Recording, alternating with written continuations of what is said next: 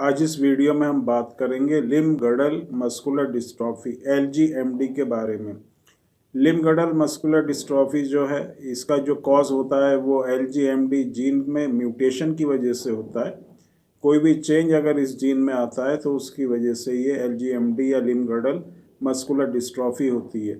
ये जो प्रॉब्लम होती है ये इनहेरिटेड भी होती है फैमिली में, या किसी को कभी किसी जनरेशन में ये प्रॉब्लम रहती है तो उससे ये नेक्स्ट जनरेशन में आती है, या ये स्पॉन्टेनियस भी हो सकती है।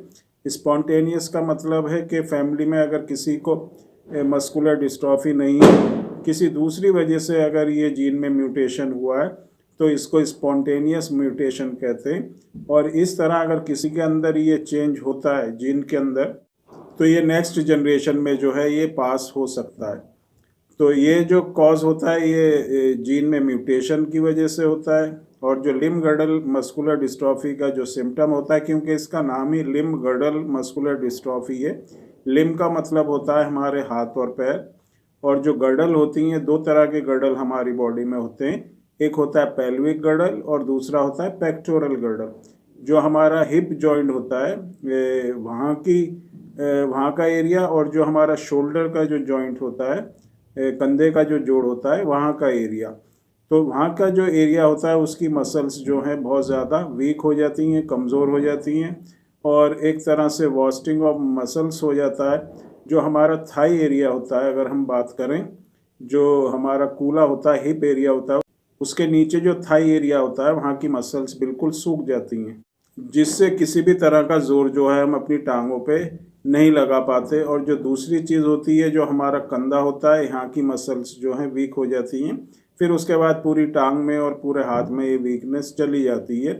तो ये इसके सिम्टम होते हैं कि जो हमारे हाथ पैर होते हैं उसमें जनरली वीकनेस बहुत ज़्यादा होती है, कमज़ोरी होती है, जिससे चलने में, बैठ के उठने में, अगर आप कुर्सी पे बैठे हैं तो कुर्सी पे से उठने में प्रॉब्लम होगी, नीचे बैठे हैं तो नीचे बैठने से पे उठने में प्रॉब्लम होगी, चलने में प्रॉब्लम होगी, स्टेयर्स जो जीना होता है उसके ऊपर चढ़ने में प्रॉब्लम होगी।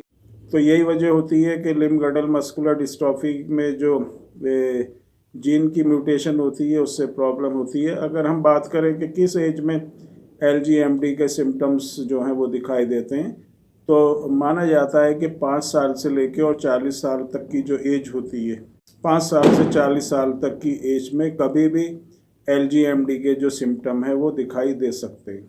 कुछ केस में 2 साल या 2 साल के आसपास या उसके बाद भी सिम्टम दिखाई देते हैं LGMD के, लेकिन ज़्यादातर जो है 15 साल या 15 साल के बाद ही LGMD के सिम्टम दिखाई देते हैं। जो सबसे ज़्यादा अगर हम एज ग्रुप को अगर हम देखें तो 15 साल से लेकर और 40 साल की जो एज ग्रुप होती है उसमें ये सिम्टम ज़्यादा दिखाई देते हैं।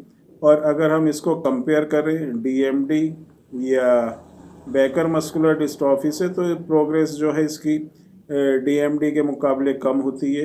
लेकिन लिम्ब गडल LGMD भी अलग अलग तरह का होता है, इसके भी सब टाइप होते हैं।